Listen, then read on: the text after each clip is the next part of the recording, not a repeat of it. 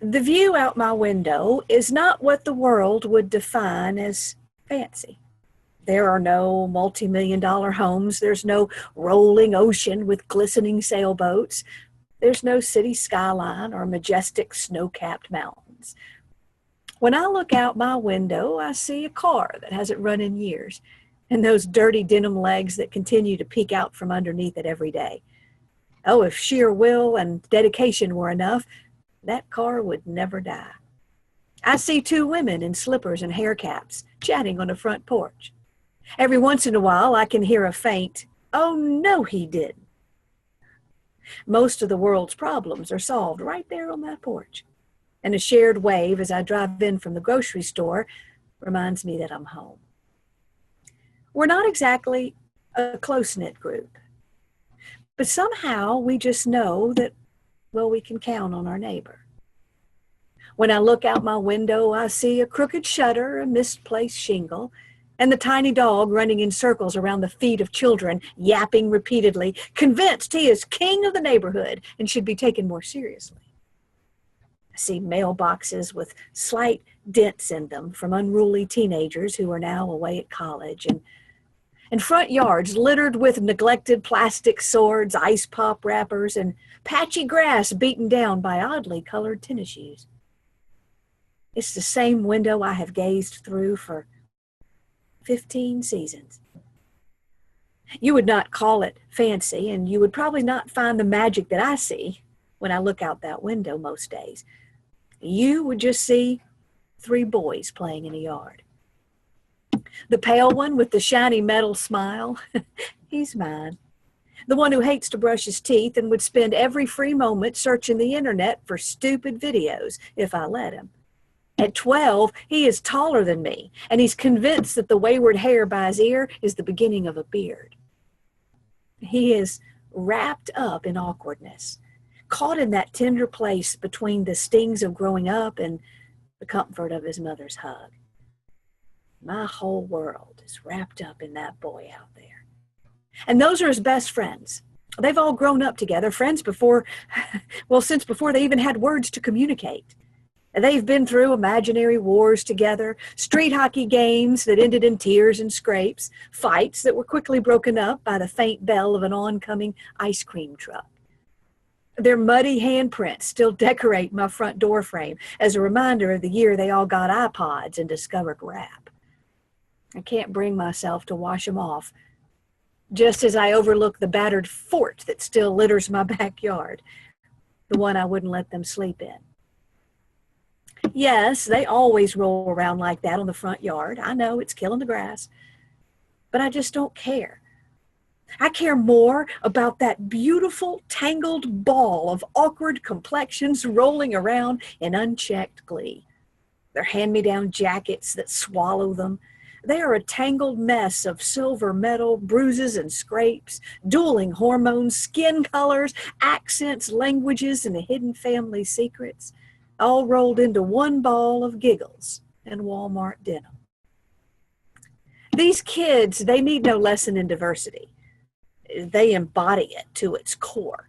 Each one a different color, each one a different fear, different family members who tuck them in at night. Some get better gifts on holidays, and yet still they rally. They are protectors of little brothers and sisters, and they will form a fierce alliance against anyone who dares to mess with the little kid in the big kid's body. And when the ice cream truck comes, money is pulled together so everybody gets ice cream. You just see boys rolling around a front yard. I see hope in the future. That while their parents stand behind curtains, sharing little more than a wave or a borrowed cup of oil, too defined by a different way to come any closer, these kids rise above. Until today. You see, today something else has been woven into that tangled ball. Hate. Not the he got a bigger piece of pizza hate or the he's not letting me have a turn kind, but the dangerous kind of hate. It's the innocent kind, bred from the whispered words behind those curtains. The kind of hate that is misunderstood by children, but merely repeated.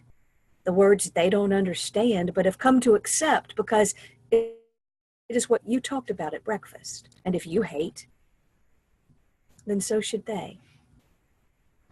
Today I watched that group of delicious misfits turn on each other in a way far more defining than their last growing pain. Today I watched these kids bring their parents' vicious words to the front yard. I watched as each child was attacked for what the others assumed his parents believed. Attacked for principles they didn't even understand or had no part in. I watched them spout talking points and things they had no clue about. Nothing sure but the intensity of their hate. I wish I could say my child was innocent, but I watched him too become a mouthpiece for his parents' whispered conversation. Today I watched these boys for the first time see color, ethnicity, poverty, shame. For the first time, they saw what made them different. Until today, they didn't care. Until today, they simply played, defended, loved, and showed up for each other. Until today, their judgments were limited to the actions of the person in the moment, and then soon forgiven and forgotten. How quickly they were willing to trade that for a story written by their parents. Now I have to explain to my son what racism is. Because now they aren't just talking points and lessons. Now it's come to his front yard. How it starts with being angry at the actions of one person and moves to being angry at an entire group of people for the color of their skin, of the country in which they were born, the values they hold dear, the things they believe in. I think of the person who wrote on Facebook, if you voted this way, then I hate all of you. Yeah, racism is alive and well, and often bred by the very ones who rage against it. Now when I look out the window, I see my neighbors sneaking angry glances, or are they fearful glances? I feel an energy I almost can't define, the energy of something brewing. Yesterday, I was sure we could count on each other. Today, I'm not so sure. And there are no boys playing out in the front yard today. They're inside nursing their wounds, trying to understand what they can't at 12. I keep waiting, praying, hoping for the sound of a doorbell and the sight of my son rushing to get his shoes and his skateboard as all is forgotten and the boys rally again. But so far, no doorbell. Yes, I should send my own child to their door. Let him be the one who rises above. And even as I say this, I hesitate. Am I afraid to send him over? Do I need to take a look in the mirror and do some work on my own heart? As the grown-ups continue to fight and rage, today I weep for the neighborhood kids. What will happen to their friendship? Will they find a way around it? Will they rise above? Or will this forever break them? What have I done? What are we doing? Is the future of our country being formed by hateful words bred within our very homes? Will those handprints by my door become nothing more than a faint reminder of what could have been? I have no answers. I have no magic ball to see into the future.